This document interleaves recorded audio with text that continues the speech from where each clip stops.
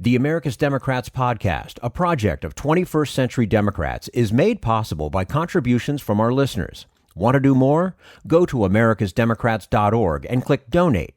And thank you for allowing us to be your voice. And if you enjoy the show, please share it with your friends on Facebook and Twitter, and leave us a review on your favorite podcast app.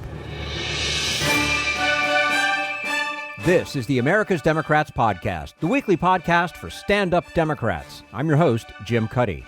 This week, the enduring legacy of Henry Wallace's anti-fascist, anti-racist politics, Trump's unconstitutional attempt to erase undocumented immigrants, plus Bill Press talks with leading psychiatrists about the growing threat of Donald Trump's mental state. Had enough of Fox News, the House Freedom Caucus, and Donald Trump? If you want the facts that you won't get from them or from the fake news sites of the alt-right, then stay tuned. Our sponsor, 21st Century Democrats, works hard to get everyday Democrats involved in returning our party to its roots and to success at the ballot box. Sit back and listen, then stand up and fight. And follow 21st Century Democrats on Facebook for all the latest progressive news. We're glad you can join us. 75 years ago, Vice President Henry Wallace was one of the most progressive Democrats of his time. In his newest book, journalist John Nichols follows the rise and fall of Wallace in Democratic Party politics and says it's a story we cannot afford to forget.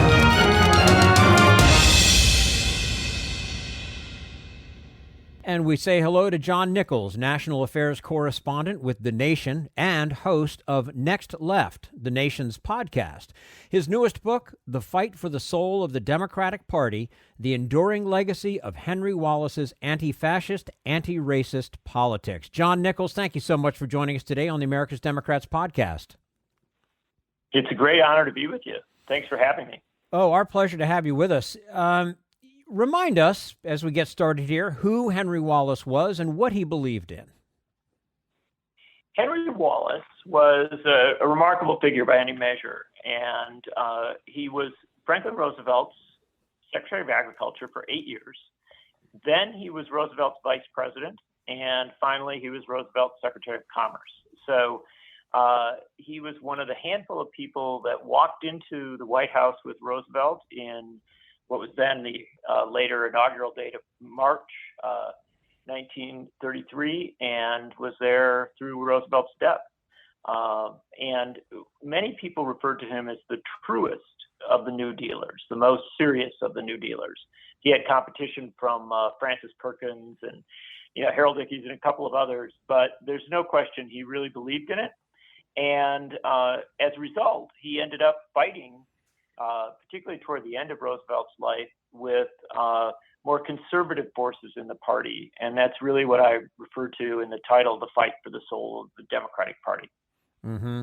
Now, you've said he was not a brilliant politician, yet he was able to ascend to the second highest office in the land. How did that happen? Well, it was a remarkable time, and a time in many ways very comparable to the times in which we live in now. The country was facing immense challenges. The Great Depression lingered for many years. It rose and fell in intensity, but it was always a challenge. Then you faced the threat of European fascism, very much on the rise, and its allies in Asia.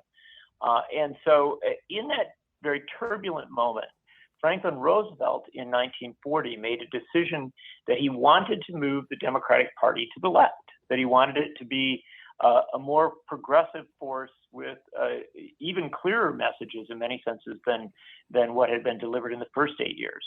And so he got rid of his sitting vice president, who was John Nance Garner, a more conservative Southerner, and offered the job to Wallace. There was resistance among the Southern, more conservative members of the party. There was also resistance from the big city bosses, and certainly from some of the more corporate supporters of the party in those days.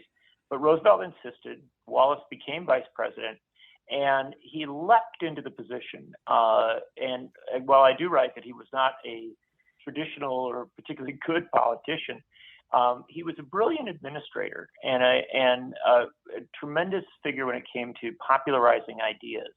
And so in many senses, during World War II, it was Wallace who was traveling constantly, speaking on a regular basis, and frankly, calling the country to rise to the challenge of fighting fascism. Also, at the same time, arguing that in the post-World War II era, the country had to renew the New Deal and again look to do big, bold things. And one of his big, bold messages was that the United States had to address racism and had to address sexism, which put him, unfortunately, very much in conflict with some other elements in the party. What were Henry Wallace's contributions to the New Deal? They were immense. There's simply no question that the New Deal would have been different without him. Roosevelt had incredibly high regard for Wallace and really did give him a lot of leeway to explore and expand and build on things. And so when Wallace was Secretary of Agriculture, it was really that department that became one of the dynamic forces in implementing New Deal programs. And remember, so much of what was done in that era was related to rural, farm, and food programs. We had a lot of people who needed food, and also, frankly, we had farmers who were struggling. And so, as a result, Wallace became really a very central figure. Now, in the period when he was vice president, in many ways, he was an even bigger deal. In the early stages of World War II, Roosevelt put him in charge of a tremendous number of the programs that pulled together the war effort on the domestic front. These are production programs and basically making the case for the war. That again put him in conflict with some of the more conservative folks in the administration, and Roosevelt really did have a team of rivals. But Wallace became, a critical figure not only in the programs that he implemented, but also in the ideas that he popularized. In that sense, he was very much like his dear friend and close colleague in many battles, Eleanor Roosevelt. Not only a programmatic figure, but also an idealist and somebody arguing for where the administration and, frankly, the country should go. What's interesting here, this book is as much about the failure of the New Deal to fulfill its progressive vision as it is about Wallace's political rise and fall within the Democratic Party. How do these two stories intertwine? Well, they really do intertwine in a very major way. The New Deal was imperfect. It was flawed, and it wasn't flawed for lack of effort, but it was a emergency effort to deal with an overwhelming crisis. And there were plenty of corners that were cut. There was a failure to really try to reconcile some of the great challenges of the United States, and that included racial divisions, included sexism, it included the deep class divides that had existed before and that frankly continued to exist through the period. And Wallace was one of those people within the administration, not alone. Again, Francis Perkins and others were with him. Eleanor Roosevelt was certainly in agreement with him. And I think often Franklin Roosevelt was in agreement with him, arguing for a much bolder initiative that really did get to the heart of the matter. The challenge was that in the last years of Roosevelt's presidency, when you had the great struggle of World War II, and also the fact that Roosevelt himself was in ailing health, there was simply no question that he suffered from many, many severe physical conditions. And so as a result, from about 1943 on, there was a great struggle, as I suggest with the title, for the soul of the Democratic Party. And Wallace and many of his allies, particularly allies in unions, in civil rights groups, and women's rights groups, they advocated for what they referred to as winning the peace, the notion that in the post-war era, the New Deal would really begin to address those flaws, those missteps, those failures, and fully realize the potential. What they understood the New Deal as was a approach, an idea that you go big, that you try to solve fundamental problems, and then in doing so, pull the country together and look to, move forward in the ways that the country has to. The reason that this becomes so significant today is, of course, because we're in another moment where we are going to have to go big. There's simply no question that the challenges facing the United States at this point are overwhelming. Coronavirus pandemic with its resurges, mass unemployment that extends from it, the reality of our long-term failure to address racial inequality and injustice, and then climate crisis. You run down the list, it's very long. And so the question is, do you go for fundamental change, for big, bold, systemic initiatives, or do you tinker around the edges? Wallace was one of those who argued that you had to go for the big, bold, structural change. And if you made mistakes, then you had to correct them and go even bigger and even bolder. Unfortunately, within the Democratic Party at that time, and I would argue even now, there are struggles with folks who say, no, we've got to go softer, we've got to be more careful. Wallace argued in his lifetime, and I think he was proven right, that being careful and being cautious ultimately didn't benefit the Democratic Party, that it was always better and stronger as a party that held out a very progressive, very visionary mission for itself, and then pursued that mission when it got power. We're speaking with John Nichols, national affairs correspondent with The Nation, host of Next Left, which is The Nation's podcast, and his newest book, The Fight for the Soul of the Democratic Party, The Enduring Legacy of Henry Wallace's Anti-Fascist, Anti-Racist Politics. John, as your book reminds us, in 1948, Wallace left the Democratic Party to run for president as a candidate of a new progressive party. What was the impact of that decision? It was devastating. Wallace and Harry Truman, did not get along. Wallace felt that Harry Truman was abandoning many of the core ideals of the New Deal. He wasn't alone in this. There were others who were critics. He also did not like Truman's foreign policy. He thought there was a real possibility that Truman was steering us toward what would become the Cold War, and he felt it could be averted. Whether you agree with Wallace or not, these divisions became so deep and so severe that Wallace did leave and formed what was called the New Party, later called the Progressive Party. It never got the traction that it needed to. Partially, it was because of the immense challenges of forming new parties in the United States. That's always difficult. We haven't had the successful formation of a new party since the Republicans in 1854. And also partially because Wallace, frankly, made a lot of mistakes, and I write about them. And the thing to understand is that in 1946, 1947, there were people who were saying to Henry Wallace, no, you need to stay in the Democratic Party and you need to fight. You need to fight for the soul of the party. When he went out of the party, it became possible to marginalize him, to push him more to the edges of our politics. And that's exactly what happened. The 48 campaign did not succeed. It received a little over 1 million votes. It did not carry any states. And frankly, it marginalized Wallace and a lot of his supporters. So the lesson, if you will, is that whether you like it or not, the way that the structures of our politics are put together, the real fights for the future of this country tend to, and I'm not somebody who's big, advocating that you got to go one way or the other on this, but they tend to be within the major parties. And so the right had a very coherent long-term fight for the soul of the Republican Party. They prevailed. The Republican Party now is an extremely right-wing party. The left and progressives, even more moderate progressives, have not had so coherent a long-term strategy for moving the Democratic Party to the left.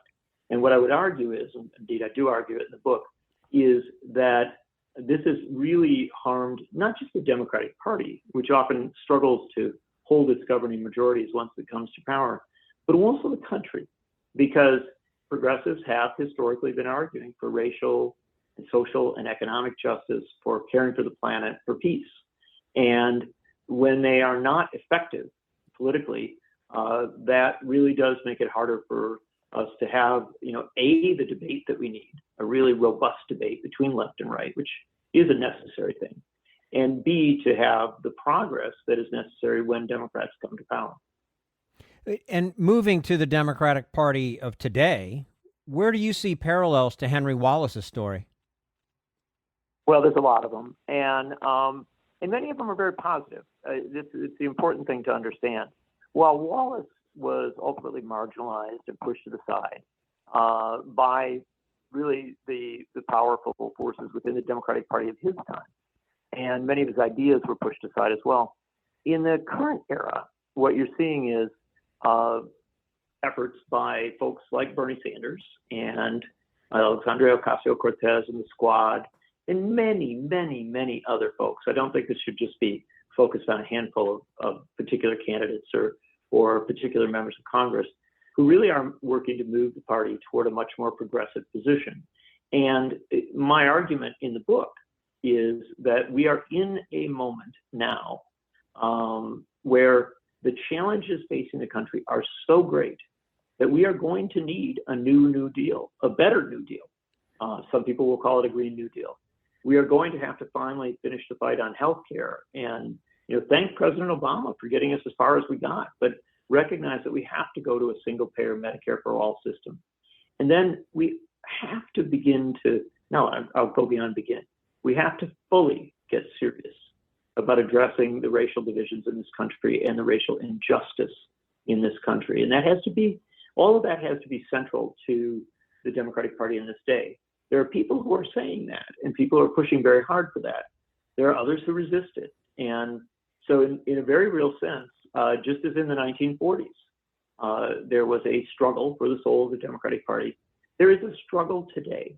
And we should understand it as such. We can see it in some ways as a healthy fight, as long as it's fair and free and open. But we should also recognize that if the Democratic Party errs toward caution and compromise, it runs tremendous risks when it comes to power. And the one thing I recount in the book is that in 1945, 1946, the Democratic Party pulled away from its New Deal vision. In the 1946 election, Harry Truman lost his governing majority. In the 1970s, when the Democratic Party softened some of its vision, Carter came to power, but in 1978, the party had suffered severe setbacks in the congressional elections. 1992, Bill Clinton got elected and had a governing majority. 1994, suffered severe setbacks in the congressional elections. 2008, Barack Obama elected with a very strong governing majority. 2010, suffered severe setbacks. And the argument that I make is that when Democrats come to power, they need to have a bold vision, and they need to, kind of go to the mat to implement it. Because if they don't, the country will look elsewhere. The opponents of the Democratic Party will find their ways to advance themselves. And that danger now is severe. I think I think that Joe Biden will be elected president in November. I think he'll win the election. I'm not sure what will happen with the Senate. And I can tell you this, if Joe Biden doesn't come to power with a Senate and a House, and if he doesn't govern boldly and really fundamentally address the challenges that this country is facing, the 2022 election could follow that pattern I've described. And for the good of the country, forget about the Democratic Party, for the good of the country, if you don't have that bold governance, that visionary governance at a very fast pace, then you run the risk of the sorts of setbacks that have occurred in the past. And I'll just close off with the counter to that is that when presidents have governed boldly, when Democratic presidents have really gone all in, and here your examples are folks like Franklin Roosevelt and Lyndon Johnson when he took power in late 1963 after the assassination of John Kennedy. Even Kennedy, to a larger extent than many people give him credit for.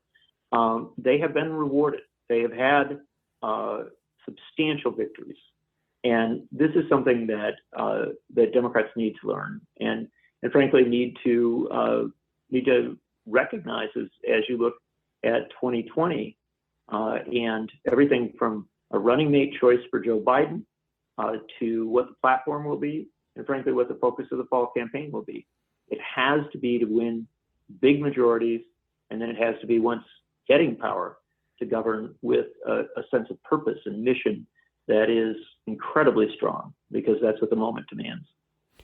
John, do you believe, or are you confident that there is potential for the Democratic Party of today to move in the direction of genuine progressive politics, especially given the social unrest we're seeing now, given the exposure to our horrible medical system? Yeah, no, I think you get right to the heart of the matter. Is it possible? Absolutely. It is incredibly possible. And look, here's the important thing to understand. The Democratic Party has governed effectively in many, many settings. But in the current era, you have the absolute guarantee that the Republicans, if they have any way to prevent the Democrats from governing effectively, they'll do it. Mitch McConnell's very, very clear as regards his mission. So if we understand it as such, what we do is we learn lessons from, all of the different tenures and different presidencies and different governing periods of the past, and it teaches us a lesson. The lesson is that there can be no compromise. There can be no, kind of soft pedaling of the mission. It has to be a bold, progressive mission, not merely because I might like that, or maybe even you might like that, but because that's the way that you govern effectively and you actually build out your majority. And so do I think that the times are right for a very, very progressive Democratic Party? Yes, I absolutely do. Again, coronavirus pandemic, mass unemployment, maybe even reaching to Great Depression levels, the racial divide in this country, with a great movement of people now demanding that we finally address issues that have been left, without resolution, not just for decades, but in some cases for centuries. I mean, people really want action. And the polling shows us that people are ready for it. They want single-payer Medicare for all. They want campaign finance reforms that root out corruption in our politics, right up to and including a constitutional amendment to overturn Citizens United. They want racial justice.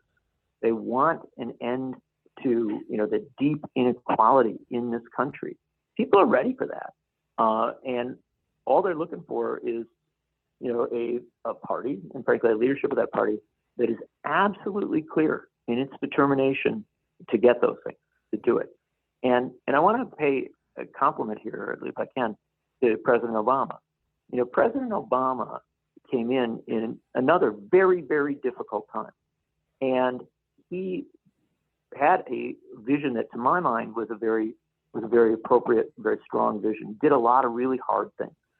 And the challenge he faced was the reality that Republicans would go to a level much more severe in trying to prevent him from implementing that vision.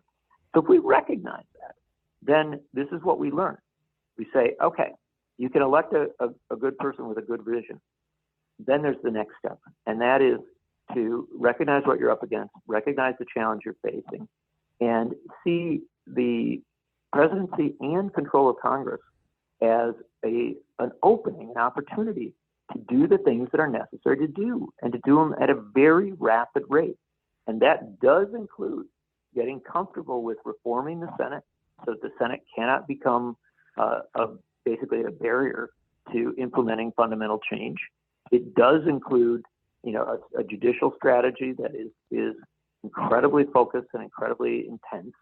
And it finally includes a determination to really keep campaigning. To, when you win an election, you go right back out there and keep educating folks and encouraging folks and cheering them on to be part of a coalition. There's a reason why they talked about the New Deal coalition. It was huge and it worked.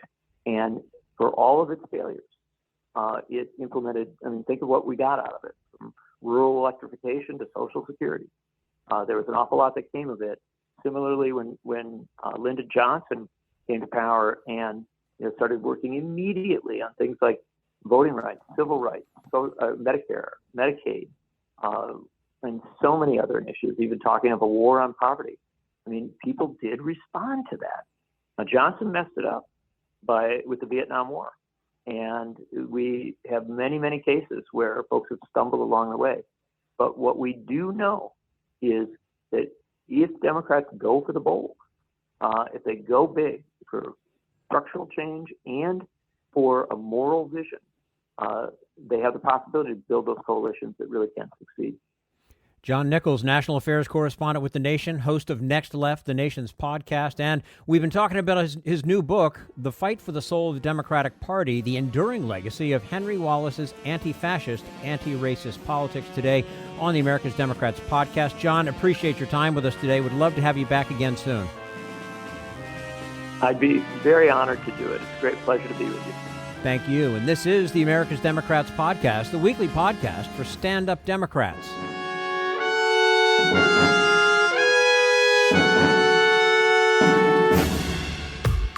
We want you to sit back and listen to this americasdemocrats.org podcast, a project of 21st Century Democrats. But we need you to stand up and fight.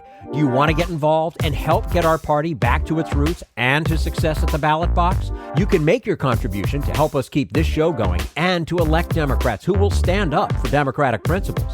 Go to americasdemocrats.org and click on Donate at the top of the page.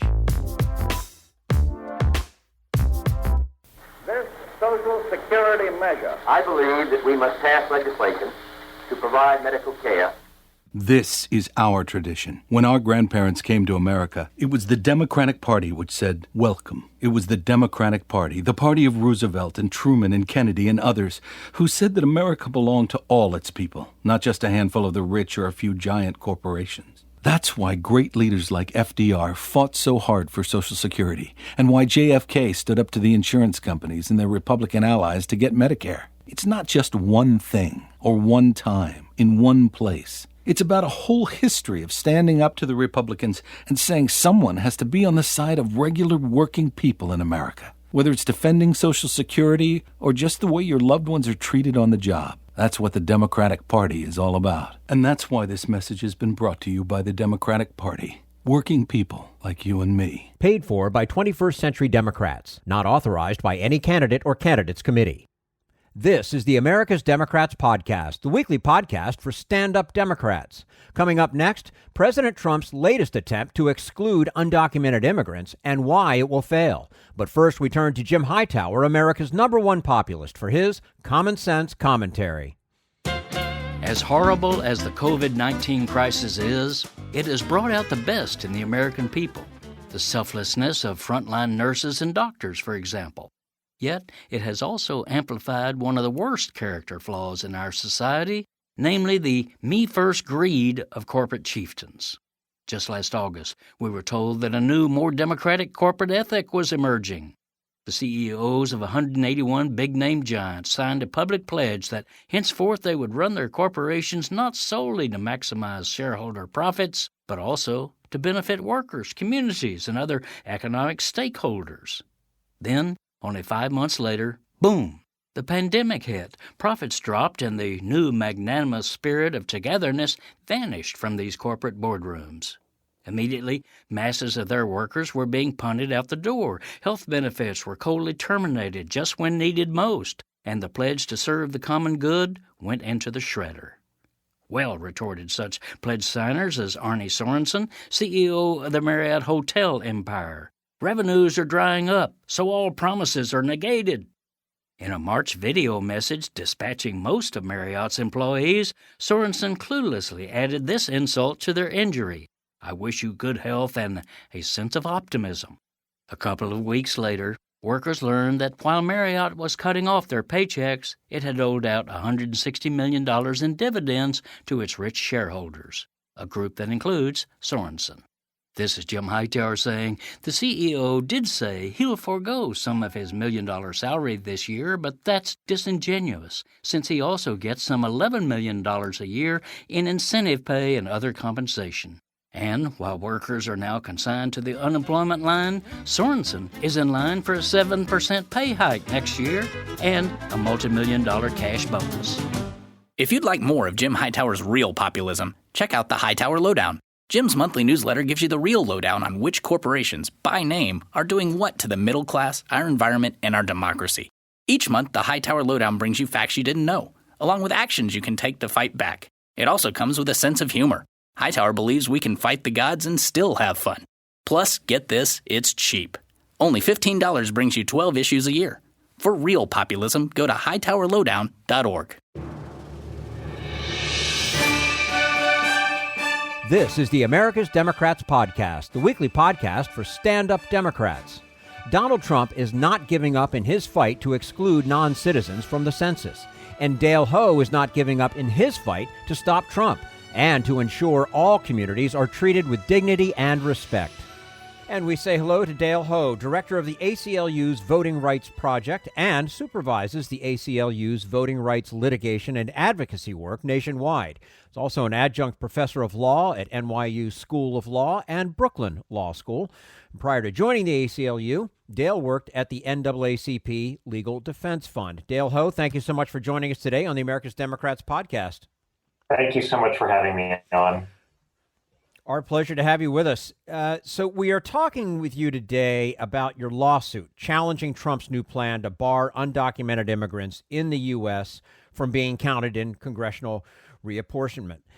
What exactly is he trying to do?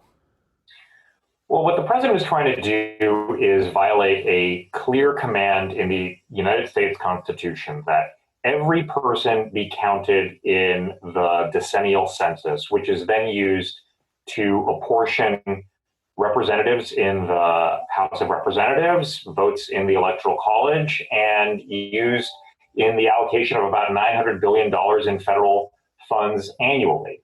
The Constitution is really clear on this. Every person in the United States counts because every person, whether you're a citizen or not, whatever your legal status is represented in Congress.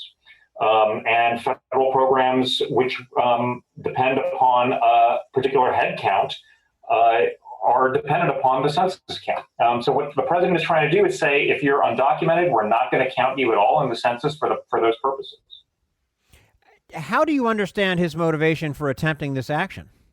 I mean, it seems pretty obvious. It's a piece of the administration's relentless attacks on communities of color and immigrant communities in particular. There are demographic changes happening in this country, and those demographic changes will ultimately have electoral consequences. And this is a sort of rearguard attack by the Trump administration to try to stave off those changes. What would be some of the consequences if this order were allowed to proceed? If it were allowed to proceed, then states and communities that have larger immigrant populations would be undercounted. And as a result, they would be deprived of their fair share of representation in the House, votes in the Electoral College, and federal resources. So we're not talking about just like states like New York and California and Texas and Florida. We're also talking about within each of those states, areas that have larger immigrant populations that are home to communities of color, urban areas in particular, would lose out. We're speaking with Dale Ho, director of the ACLU's Voting Rights Project and supervises the ACLU's voting rights litigation and advocacy work nationwide. You've been very clear that this order will be found unconstitutional. That's How right. how is the order a violation of the Constitution? I think the better question is to ask how it could possibly be constitutional. I mean, the Constitution is crystal clear on this. Section 2 of the 14th Amendment clearly states that every person is counted in the census, that the apportionment in the House of Representatives is based on the whole number of whole persons in the United States. So the Trump administration has taken kind of a pretty outlandish position here that an undocumented immigrant is not a person. It's a pretty dehumanizing statement that denies the fundamental dignity of people based on their immigration status. With it so clear in the Constitution that you can't do this, why isn't somebody in that office going up to him and grabbing him by the lapels and say, look, you can't do it. It's illegal. It's against the Constitution. I mean, this is nuts.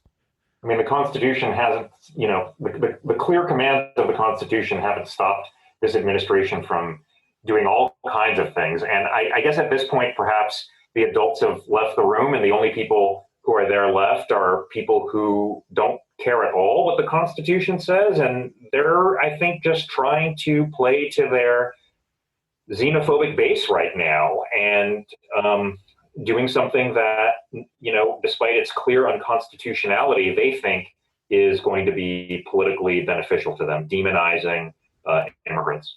Mm-hmm. Now, you successfully argued the U.S. Supreme Court case blocking the Trump administration from attempting to add a citizenship question to the 2020 census. Why do you think Trump believes he will be any more successful with this effort? I mean, I don't know if they believe that they'll be more successful. I think that at this point, they don't care if they succeed or not. I mean, I think they care if they succeed, but I think even if we stop them in court, they will feel that they have accomplished at least part of their mission, which is signaling to their nativist base that they are going to continue demonizing immigrants, and with the hope that that's going to charge up some of their base to turn out in November. I really think it's as cynical as that. Wow. Now, this isn't just a legal battle. It's a battle for hearts and minds. Polling shows a growing majority of Americans support a path to legal status for undocumented immigrants, and they have for a while. Is Trump just on the wrong side of history? I mean, I think that's right.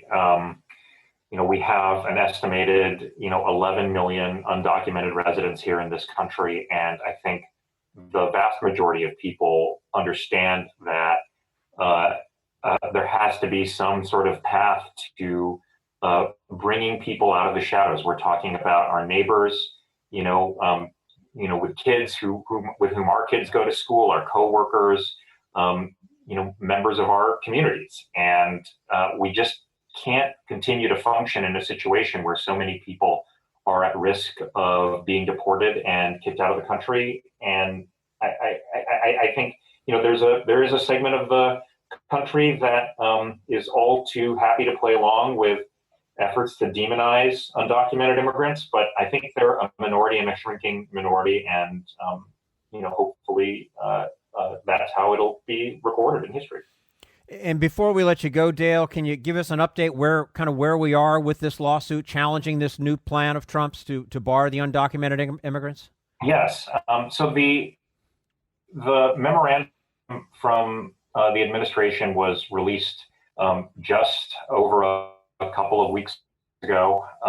We filed suit very quickly, 3 days after it was released, and it's very urgent. The count is supposed to be delivered to the president at the end of the year, and then he has a week to deliver those numbers to Congress, which will then go about divvying up representation in the House. But the situation is even more urgent than that.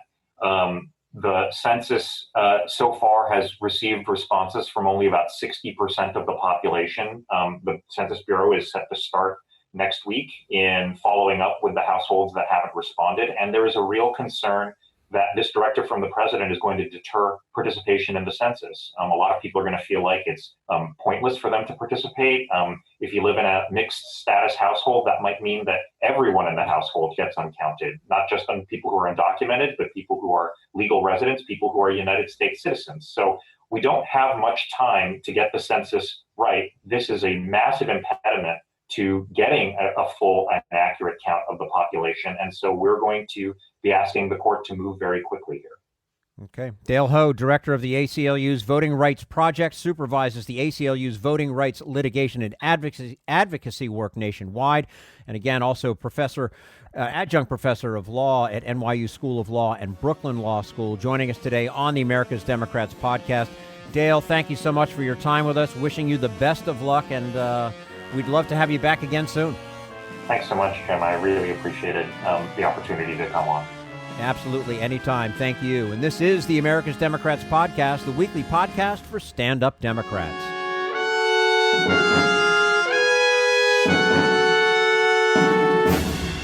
We want you to sit back and listen, but we need you to stand up and fight.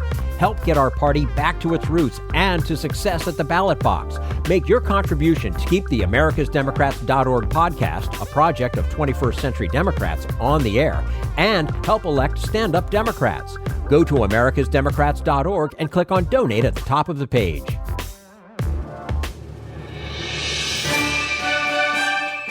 This is the America's Democrats podcast, the weekly podcast for stand-up Democrats. Why leading psychiatrists are warning us about Trump's mental state and why we need to reclaim reality. Here's Bill Press with contributors to the New York Times bestseller, The Dangerous Case of Donald Trump. Now, no doubt you've heard pundits say that Donald Trump's mentally ill, a narcissist, and a toddler. But what you've rarely heard are actual psychiatrists and other mental health experts giving their professional opinions about Donald Trump's mental state.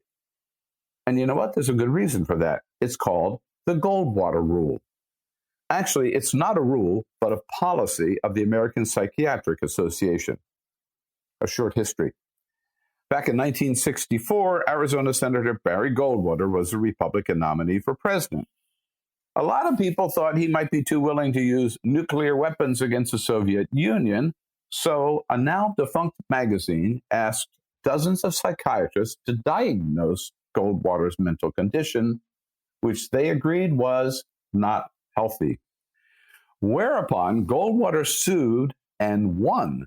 So in response, the American Psychiatric Association adopted what came to be known as the Goldwater Rule, that no psychiatrist should diagnose any public figure without an in-person consultation and the subject's permission. Again, it's not a law, it's only a rule adopted by the American Psychiatric Association some 56 years ago. But as a result, ever since, media outlets, perhaps fearing their own lawsuit, have pretty much refused to publish or broadcast any analysis by any mental health professional about any politician. This suppression of evidence by the American Psychiatric Association and a complicit media is the subject of the second episode of this series next week. But for now, just know that the mental health professionals you'll hear from today and in the weeks to come are risking and have already faced condemnation, harassment, and a virtual blackout in the mainstream media. But they're not afraid. And you know what? Neither are we. One of those daring to speak out is Dr. James Gilligan. Dr. Gilligan was on the faculty of the Harvard Medical School and for 13 years was director of the Harvard Institute of Law and Psychiatry. One reason it is so important for all of us here to be speaking out about this is precisely so that Trump will not be confused with a normal president.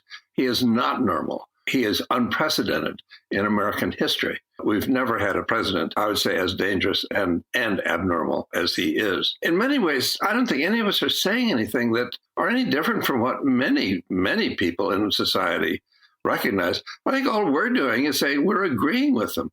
When you think this guy is not normal, we're saying you are right. He's not normal. He is extremely dangerous, unprecedentedly dangerous. And it's very important that we not accept his behavior as normal behavior, either on the part of a president or any other private individual. Dr. Robert J. Lifton, at the age of 94, is one of the most prominent psychiatrists in America. He's also one of the originators of the field of psychohistory, which is a study of psychological motivations for war, terrorism, and genocide. Dr. Lifton wrote the foreword to the first edition of The Dangerous Case of Donald Trump in an essay entitled Our Witness to Malignant Normality. I asked Dr. Lifton why he and his fellow authors felt compelled to speak out and asked him to explain his concept of malignant normality.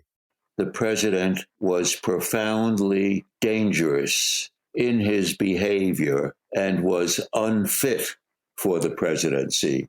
I thought it not only the right to, but also the necessity to speak out about psychological manifestations of Trump that were dangerous. And I thought and still feel very strongly that my own work on extremism, on efforts at reality control, or what I call the ownership of reality, which I've written about in some detail in other situations, that this work had direct bearing on Trump and that it was appropriate for me, necessary for me to speak out and write about it. I emphasized what I call malignant normality.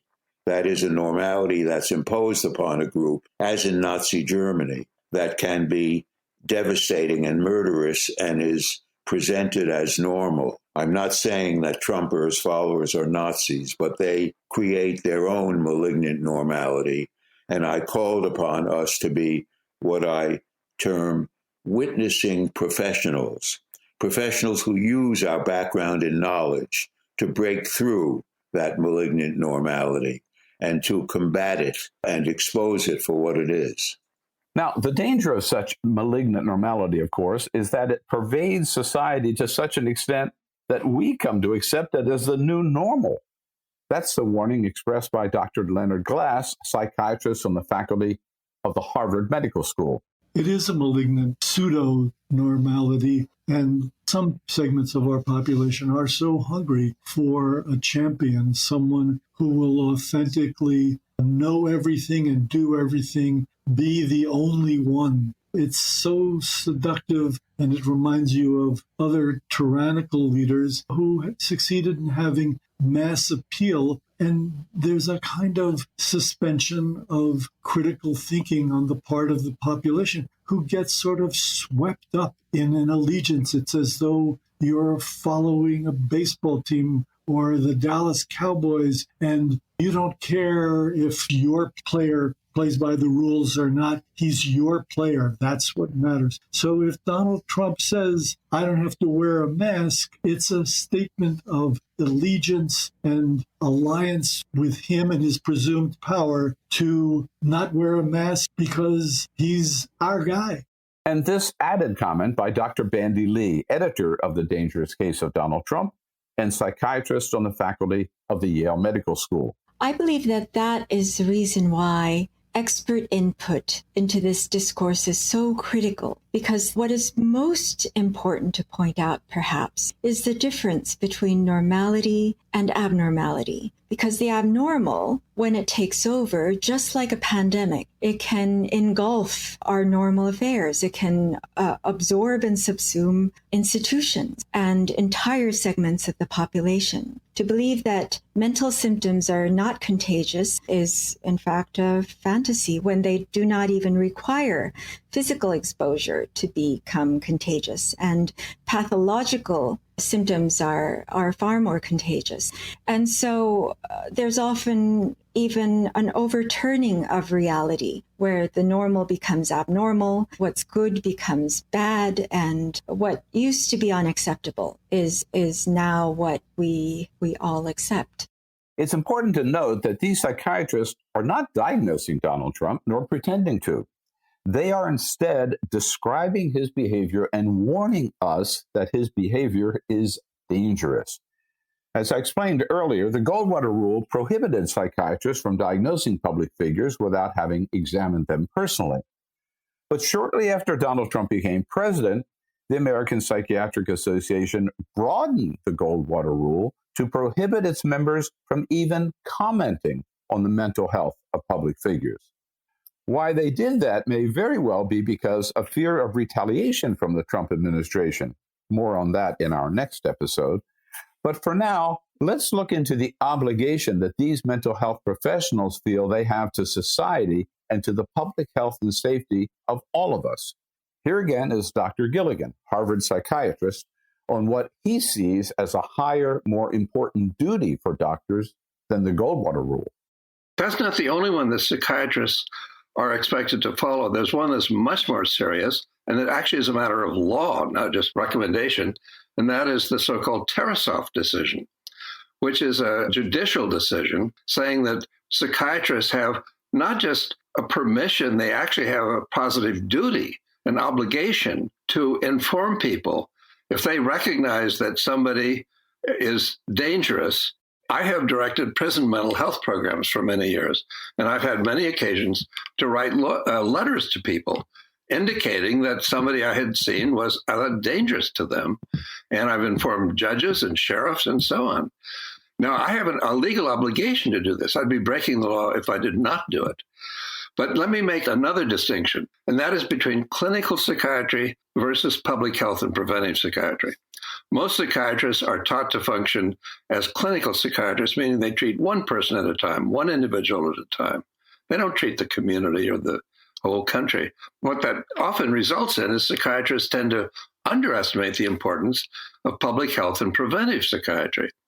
And what I'm saying is, whereas the Tarasoff ruling, narrowly read, applies only to somebody, one individual you've seen at a time, I'd say from a public health standpoint, it's extremely important that those of us who have specialized in the study of violence, which all three of us on this program today have done, unlike the vast majority of psychiatrists, that I think we have a special duty to warn the public as a matter of public health and preventive psychiatry, like preventive medicine, when we recognize that somebody is around who is dangerous, is a danger to the public health.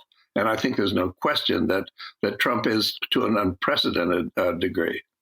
Now that we know why these mental health professionals feel compelled to speak out, well, let's look at some of their observations about the mental stability of Donald Trump, starting with his focus on himself above all others.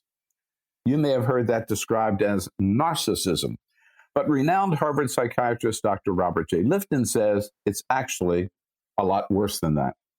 I think we're at a really crucial turning point now, and it's dangerous, but it's also hopeful. And what I have in mind is a kind of collapse of Trump's effort at reality control or the ownership of reality. Trump's approach to reality is what I call solipsistic. That's a little different from narcissistic. He's got plenty of that, of course.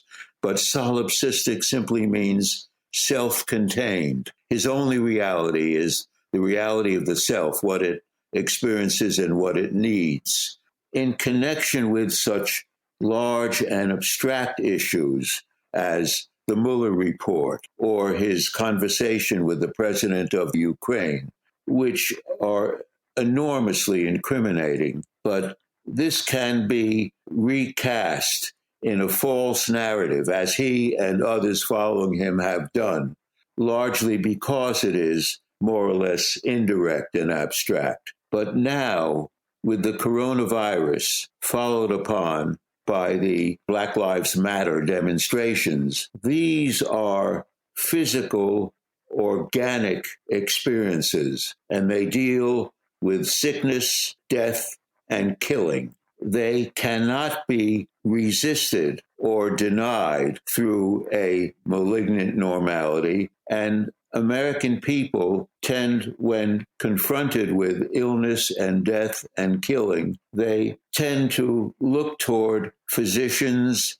as authorities, and they look toward critical perspectives on those who do the killing, in this case, police killing unarmed Black people. This sequence, particularly of the coronavirus, and then the demonstrations about racism and killing, are particularly vivid and clear because of the sickness and, again, the deaths that they portray.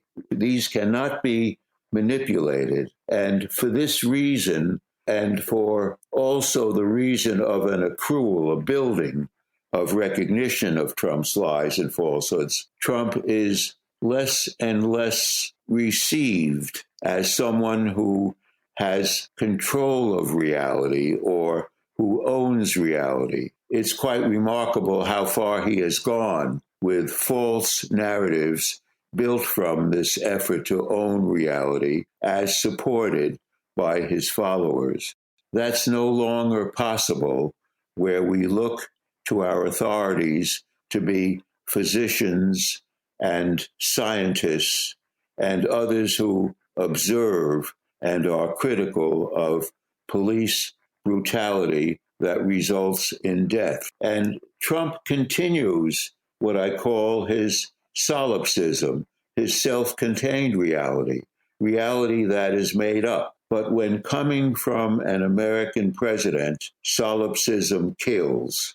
It results in the deaths of many more people from the coronavirus, which he denies and rejects and periodically negates. And it also cannot in any way join in a vast national and very intense set of energies toward overcoming police violence toward minority groups and especially Black people. So in these ways, the very concreteness, the relationship to death of these events undermines further and significantly and creates a really shift in Trump's claims to reality control or the ownership of reality. And that creates what I call a vicious circle in which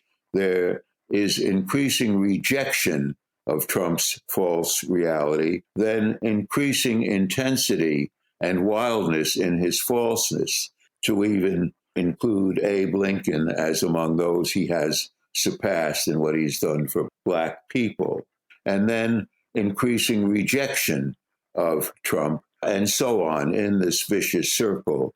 That's very hopeful for the country. At the same time, it's dangerous because Trump becomes wilder, is skillful still in his manipulations, and still has a certain capacity to maneuver within the media. So we can expect really rocky and dangerous times, certainly between now and the election. But it's hopeful for the country because of the increasing capacity to recognize Trump's claim to reality for what it is, false and full of lies, and to take steps toward reclaiming reality.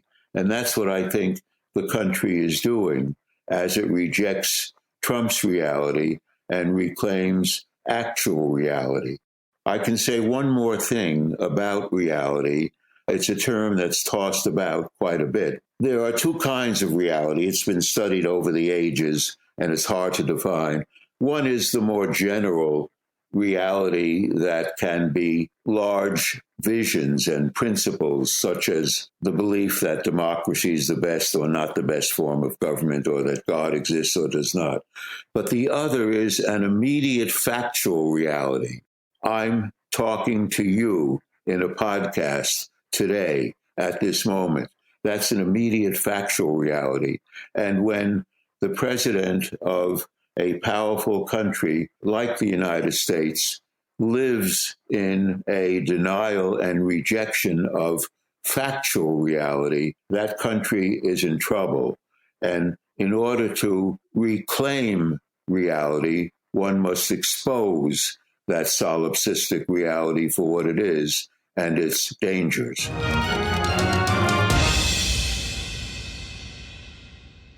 Bill Press with contributors to the New York Times bestseller, The Dangerous Case of Donald Trump. If you'd like to hear the entire interview, visit BillPressPods.com. And that's all for the America's Democrats podcast. Thank you to all who made today's show possible. John Nichols, Dale Ho, and the entire Bill Press team. And thank you for listening. If you liked what you heard, please get involved in our efforts to keep this show going and to elect Democrats who are bringing the party back to its roots. Go to americasdemocrats.org and click on Donate at the top of the page. And be sure to find 21st Century Democrats on Facebook and Twitter, and leave us a review on your favorite podcast app. For the America's Democrats podcast, I'm your host, Jim Cuddy. We want you to sit back and listen, but we need you to stand up and fight. Join us. Support the americasdemocrats.org podcast, a project of 21st Century Democrats, and help elect Democrats who will stand up for democratic principles with your contribution today. Go to americasdemocrats.org and click on Donate at the top of the page.